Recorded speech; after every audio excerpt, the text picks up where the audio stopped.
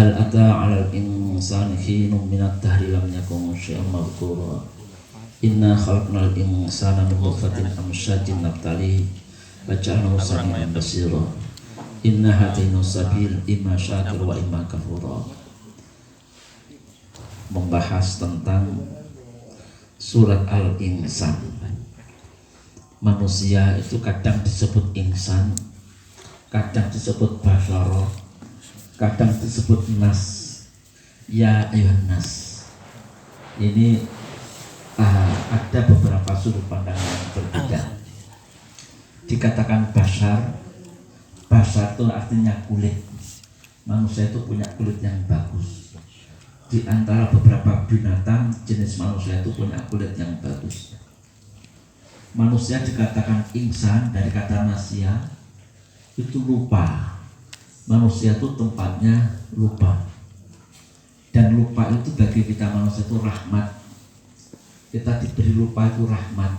Boleh panggah eling. Perkara sing nyedih ini panggah mbok ilingi 3 tahun 5 tahun panggah eling. Stres. Jadi diberi lupa itu nikmat. Manusia dikatakan anas, nas, anas, al-anis. Anas itu artinya harmonis. Makhluk yang punya sifat harmonis. Jadi menciptakan kedamaian, ketentraman, keakraban, saling hormat menghormati. Manusia sifatnya harmonis seperti, maka dikatakan anas. Anis ini orang yang harmonis artinya.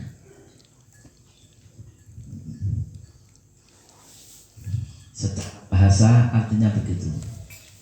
Dan memang manusia itu satu-satunya makhluk yang harmonis, ya. Dan kita tugas manusia juga ini untuk menciptakan apa? Untuk menciptakan keharmonisan kita sesama manusia, juga keharmonisan kita dengan alam semesta. Kita dengan alam semesta itu harus ada hubungan yang harmonis. Lingkungan kita, alam semesta menciptakan lingkungan yang harmonis. Maka dikatakan anas. Anas, ya nas. Hal ata 'alal insani hinum minad dahri lam yakun syai'an madhkura. Telah terjadi manusia dulu, ya.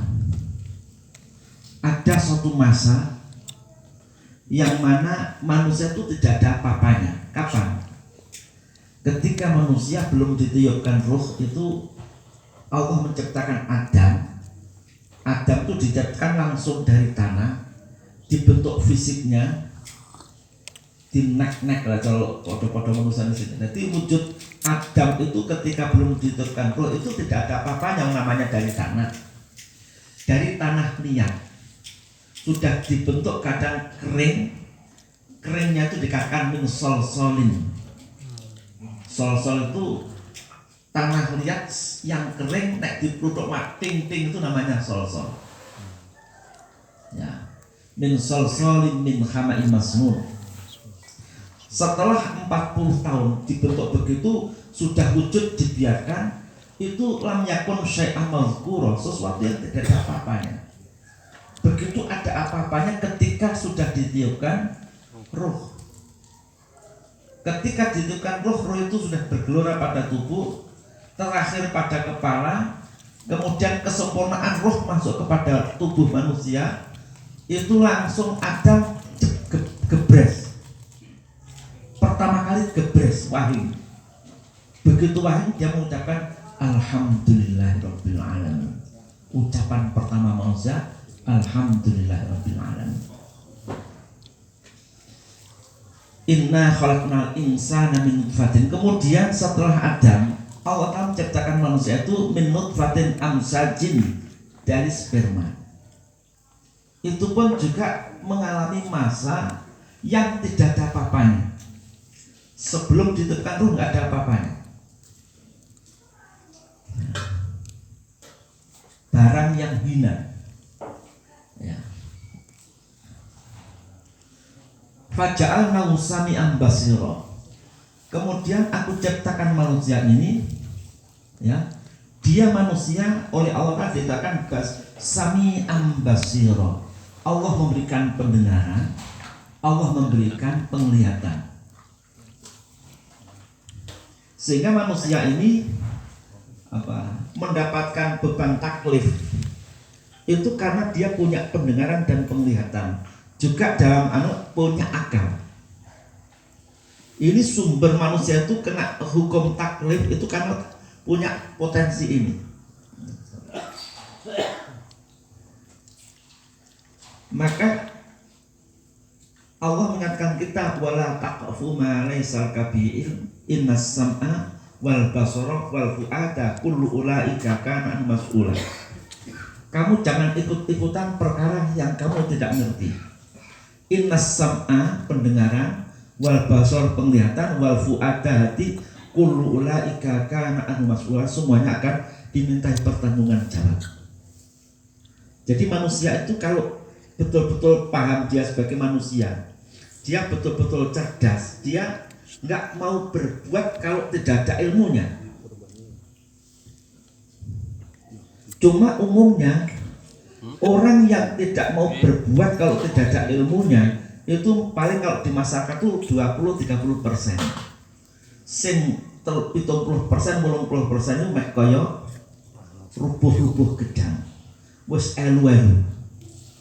Awake dhewe golongane wong 80%, apa sing 20-30%? Jadi wa qalilun min ibadiyas syakur, sedikit sekali orang yang bersyukur itu. Orang yang bersyukur sedikit, memang orang yang berkualitas itu sedikit. Tapi kadang wonge demene sing mayoritas. Jadi minoritas itu kudune bangga. Tapi minoritas yang kelompok orang berkualitas. Jadi ini, kalau kita ikut-ikutan sementara kita nggak ngerti dasarnya, ini nggak boleh. Jadi fungsi daripada mata, telinga, hati, akal itu untuk untuk mengurai berita-berita yang masuk. Betul-betul kita berbuat itu betul-betul tanggung jawab. Karena manusia itu punya beban amanah, kita punya tanggung jawab. Apa yang kau ucapkan, apa yang kau lakukan, itu ada pertanggungan jawab di hadapan Allah.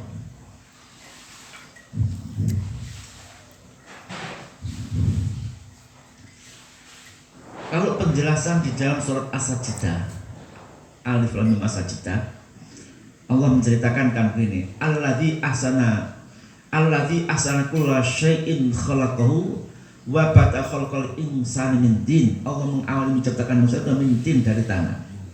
Summa ja'alana selalu min sulalatin min ma'in mahin, kemudian keturunannya dari sperma.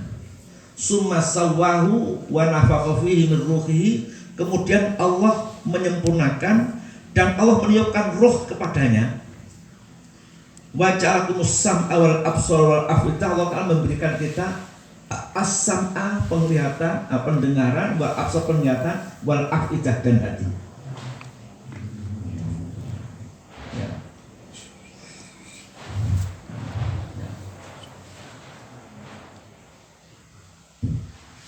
Dari potensi inilah manusia itu satu-satunya makhluk yang punya beban amanah.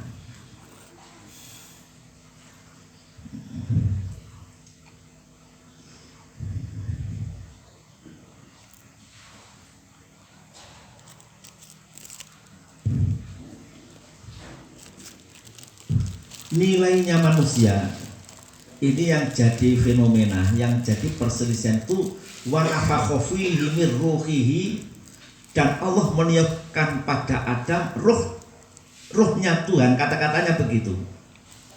Ini yang akhirnya menjadikan beberapa kelompok-kelompok yang berbeda menganggap yang ditiupkan itu ruh Tuhan, Wa nafakha fihi mir ruhi, kata-katanya kan, dan Allah meniupkan roh kepada Adam dari rohnya, dari roh Tuhan.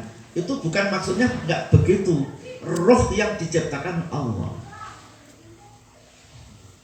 bukan roh Tuhan ditiupkan.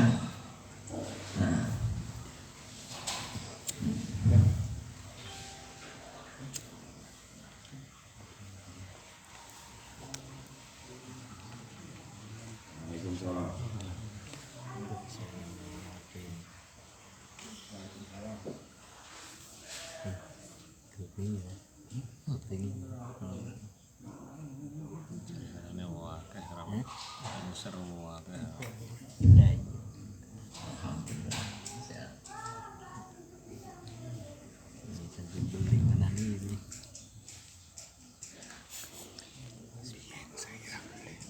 Dan pada hakikatnya manusia itu makhlukun mukarramun, makhluk yang dimuliakan oleh Allah tanpa memandang agama.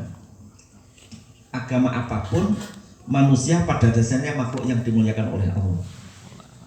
Allah menyerukan walaqad karramna bani Adam wa hamalnahum fil barri wal bahri wa razaqnahum thayyibat. Sungguh aku muliakan bani Adam. Wa hamalnahum fil barri wal bahri, dan aku jadikan Bani Adam itu mampu menikmati kendaraan laut dan darat, bahkan udara. Wa razaqnahum minat thayyibat, dan aku berezeki dari aneka macam thayyibat, makanan-makanan yang enak. Sehingga Allah sendiri nama manusia itu kan ada 3 tadi. Jadi anas itu anis, itu harmonis, karena kemuliaan ini. Satu-satunya makhluk yang punya karakter harmonis. Keaslian fitrah manusia itu betul-betul harmonis. Kepingin saling hormat menghormati, saling menghargai, itu pembawaan manusia, sehingga manusia disebut anas. Ya. Jadi perlu diketahui, umpamanya dalam Al-Quran ada kata-kata ya ayyuhal insanu innaka kadihun ila rabbika kadhan famulaqi. Jangan kata-kata ya ayyuhan nas. Ya ayyuhan nas itu sama-sama yang dipanggil manusia, tapi sudut pandangnya berbeda. Kalau yang dipanggil ya ayyuhan nasu inna khalaqnakum min dzakari wa unsa wa ja'alnakum syu'uban wa qabaila lita'arafu. Wahai para manusia, ini manusia ini dipandang ini makhluk yang mempunyai karakter apa? Harmoni. Maka dipanggil ya ayyuhan nas inna khalaqnakum, aku ciptakan kalian laki-laki perempuan, dan aku ciptakan kalian itu bersuku-suku. Maka seruannya apa? Untuk ta'aruf, li ta'arufu. Kan pantas makhluk yang harmonis itu untuk melakukan saling ta'aruf, kenal mengenal, dan saling hormat menghormati. Kalau dikatakan insan kata manusia, manusia punya pembawaan pelupa.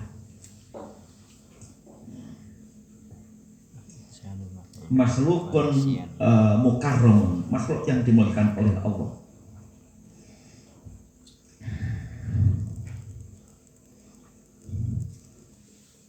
Dan juga manusia itu satu-satunya makhluk di mana alam semesta, alam apapun, alam semesta ini Allah menjadikan manusia itu, menjadikan alam ini patuh tunduk kepada manusia. Manusia diberi kemampuan untuk menaklukkan alam semesta. Ini orang filosof dengan orang kenabian beda. Kalau orang filosof pesannya, pergilah kamu di muka bumi, taklukkan jagat raya. Sudah bertebaran di muka bumi, taklukkan jagat raya seisinya.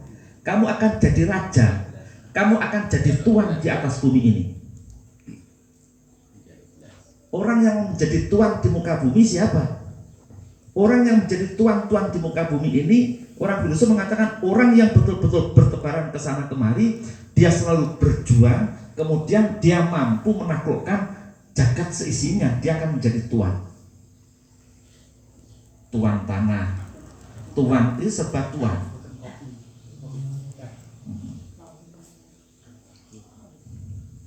Tapi kalau risalah beda. Risalah kenabian tidak sama. Kita manusia tidak untuk jadi tuan. Kita manusia itu kita tuh dari tanah, juga akan kembali ke tanah. Minha khalaqnakum, dari tanah Allah menciptakan kita, dan ke tanah kita nanti akan dikembalikan. Kalian di muka bumi jangan menjadi tuan. Yang khusyuk, kalian tuh nggak boleh kamu jadi tuan di muka bumi. Kamu itu harus menghargai bumi pertiwi, ibu kami, ibu kalian.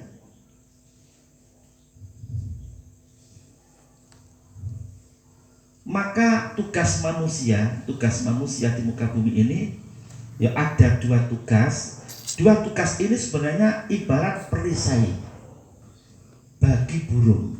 Perisai itu dua perkara yang nggak bisa dipisahkan.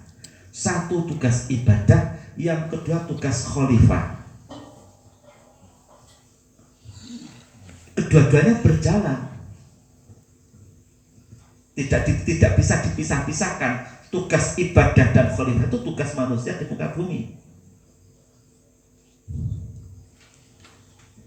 Hakikat tugas khilafah khalifah ini, ini sebenarnya hakikat ibadah juga. Kalau istilah tugas ibadah itu cenderungnya adalah hanya ibadah yang menyangkut ibadah makhluk. Kalau tugas khalifah, kata apa arti khalifah? Khalifah itu ada dua macam bahasa, ada dua macam pemahaman. Bisa dikatakan khalifah itu pemimpin yang mengatur, seperti dalam ayat Al-Quran, ya Daud inna ja'alnaka khalifatan fil ardi fahkum. Ya Daud, Allah berfirman, ya Daud, wahai Daud, inna ja'alnaka khalifatan fil ardi, sungguh aku ciptakan kamu sebagai khalifah di muka bumi. Menjadi khalifah, menjadi penguasa, menjadi orang yang mengatur jagat raya seisinya. Itu kalau seperti ini juga cenderung dengan hadis Rasul, kullukum ra'in wa kullukum mas'ulun an ra'iyati. Semua di antara kalian ada ra'in, pemimpin. Kamu semua jadi pemimpin, orang yang mengatur. Wa kullukum mas'ulun an ra'iyati, dan semua di antara kalian akan dimintai pertanggungan jawab terhadap perkara yang kalian atur. Sebagai bapak mengatur dalam rumah tangganya, mengatur istri dan anak-anaknya. Sebagai ibu juga mengatur di rumah. Buruh juga mengatur. Ini satu sisi makna manusia menjadi khalifah ini, artinya kita di muka bumi itu untuk mengatur. Mengatur apa? Mengatur kelangsungan jagat raya, jangan bikin kerusakan. Untuk bagaimana kita manusia ini menggali potensi alam, diambil kemanfaatannya tanpa menimbulkan kerusakan-kerusakan yang fatal. Seperti halnya menggali potensi alam, sementara di situ menimbulkan kerugian di masa depan, kalian tuh tega mewarisi anak cucu kalian dengan warisan yang menyengsarakan anak cucu. Contoh, menggali gunung, mencari kekayaan emas permatanya di gunung, diurak-arik dijarne bare.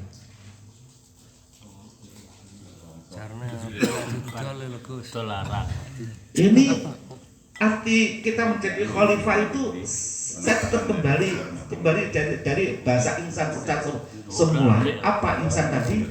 Menciptakan keharmonisan harmonis hubungan kita sesama manusia, harmonis hubungan kita dengan alam raya. Kita harus harmonis dengan alam ini.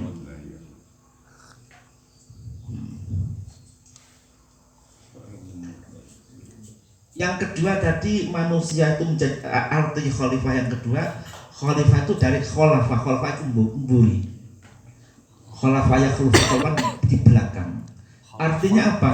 Artinya manusia itu suatu makhluk yang ganti berganti. Kita manusia itu makhluk yang ganti berganti.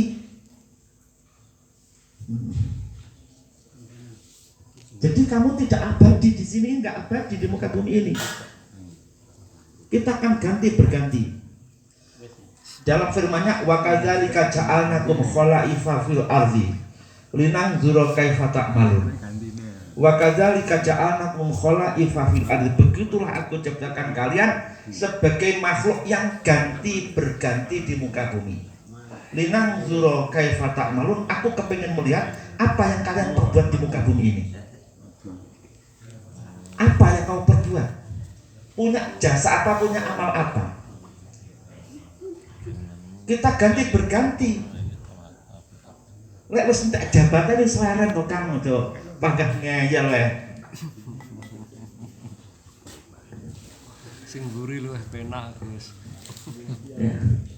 Khalaifa fil ard, ganti berganti.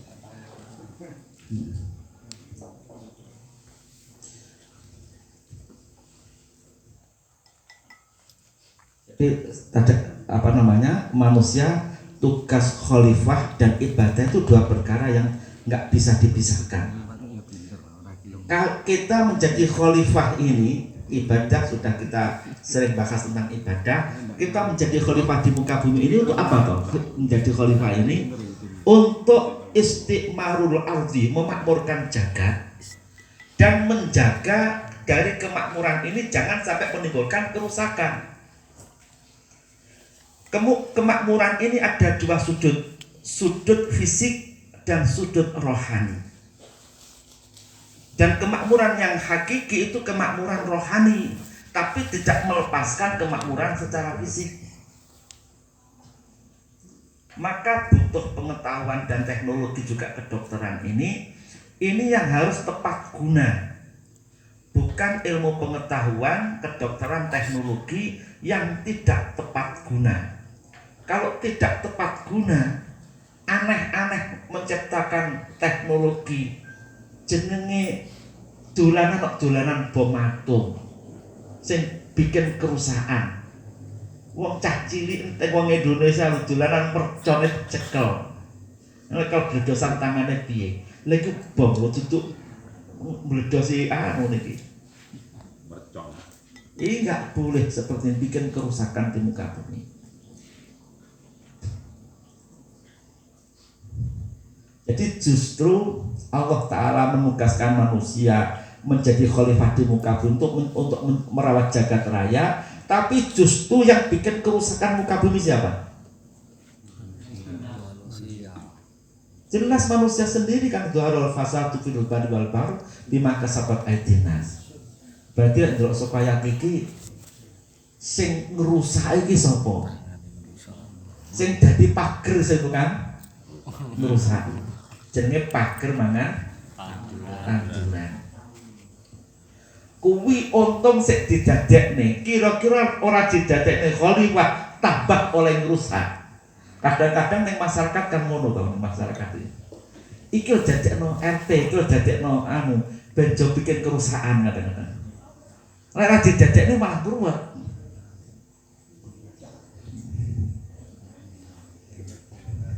Saya ulangi bahwa kemakmuran itu ada dua sisi.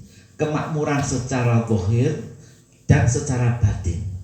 Kemakmuran secara batin itu berjalannya nama manusia tadi. Kenapa? An-nas. Nas itu makhluk yang harmonis. Kita menciptakan keharmonisan di jagat raya ini.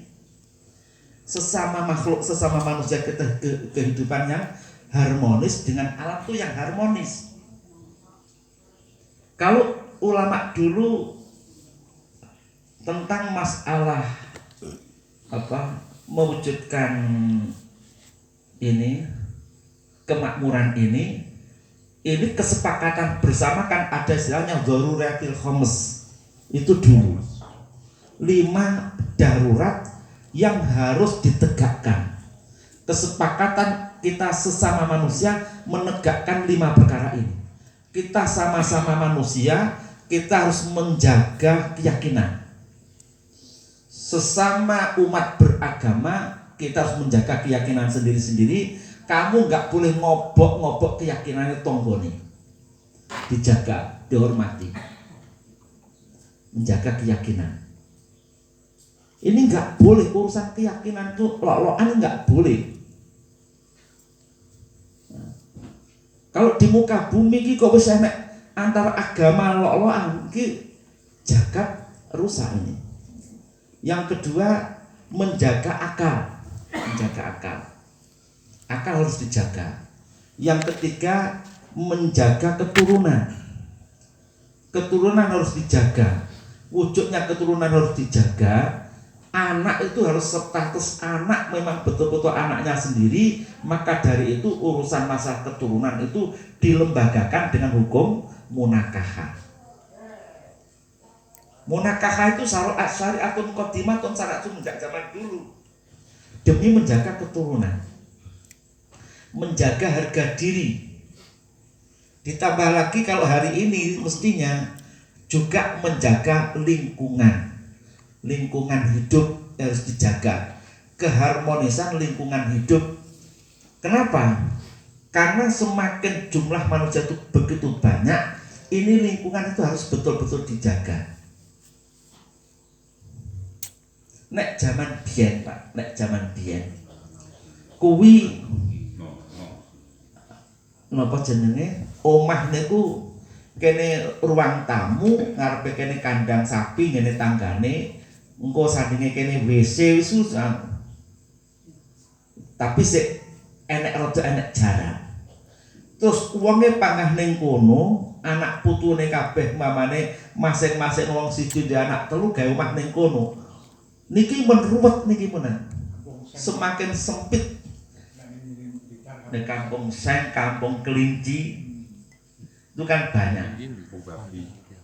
Iki nek nggak dijogo, siji keharmonisan ini nggak dijaga, keharmonisan dalam hubungan sosial, juga keharmonisan lingkungan, menjaga kebersihan bersama. Lah, iki sing peduli malah kok Jerman, kok anu teng sawanku ngegekne sapi teng nek piro anggarane king luar negeri. Napa WC bersama niku kok jenenge sapi teng bersama. Napa IPAL napa? Ya.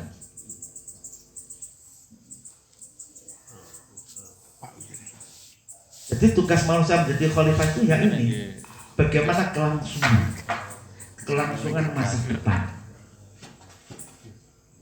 Jadi awake dhewe urip iki calone mesti mati. Kowe njabat calone lengser. Kowe dadi pengusaha calone penggantine. Iki kamu harus menyiapkan generasi selanjutnya. Ini namanya khalafah, ganti berganti itu maksudnya. Wa kadzalika ja'alnakum khalaifah fil ardh. Kalau disiapkan dengan matang, kemudian kemakmuran secara rohani betul-betul terpenuhi, ini luar biasa. Aku biar untuk Lirboyo ini jumlah santriku sekitar 3.000-an maksimal, 2.500 3.000 naik turunnya. Sekarang sudah 40.000 sepirang tahun. Karena betul-betul terjaga betul dalam pergantian generasi. Dari generasi ke generasi itu betul-betul terjaga. Maka jadi logikanya Imam Nawawi Al-Bantani ya, beliau ketika mengarang kitab Marohi Lubet itu, Marohi Labid Lubet sama itu, beliau menggambarkan begini, bahwa Quran itu singkatnya terakhir teringkas pada ba, teringkas pada titiknya ba. Artinya ternyata begini maksudnya, mengawali sesuatu itu harus dari titik. Titik apa? Titik itu niat. Maka saya katakan, saya gambarkan titik Lirboyo berdiri itu titik dari Mbah Ye Sepuh Mbah Ye Abdul Karim sampai toko generasi saiki itu sebagai pijakan titik gini. Anak putu itu pijakannya Mbah Ye biyen piye? Gawe ngono. Ora pijakane panggah kembali ke nol ke titik ini iki abadi. Tapi nek ki meng titike wis ngalih. Lah iki wis bahaya.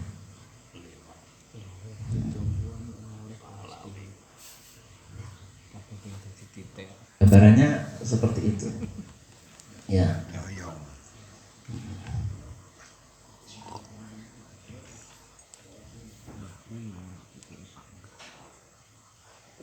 Kemakmuran apa? Rohani. Contoh begini. Negeri yang maju-maju. Barat itu kan maju. Teknologinya, kekayaannya maju melimpah. Apakah menjamin negeri seperti ini bahagia? Bahagia? Tidak. Kemakmuran rohani itu sangat penting. Maka harus ada keseimbangan. Pengetahuan teknologi kedokteran itu harus ada keseimbangan apa? Agama. Karena menjadikan makmur secara rohani tidak ada lain adalah agama. Pengendalinya adalah agama. Coba kemajuan teknologi Cina, saking makmure mereka bikin robot wong wedok digawe napa? Pengganti istri atau digawe pengganti pembantu. Apakah ini positif? Tidak. Tidak. Coba kalau kita kembali ke agama, urusan apapun itu untuk kebersamaan, ya. Untuk bagaimana semuanya bisa ikut menikmati. Pemerataan itu sangatlah penting. Sampai Rasulullah SAW itu dalam rangka pemerataan ini, zaman dulu memang betul-betul butuh sekali pemerataan. La yabitan ahadukum fi baiti wa fi baiti dinar wa dirham. Kowe jok pisan-pisan nginep ning omahmu ku nek duwite rong sing mbok tum-tumi. Itu pemerataan zaman dulu seperti ini.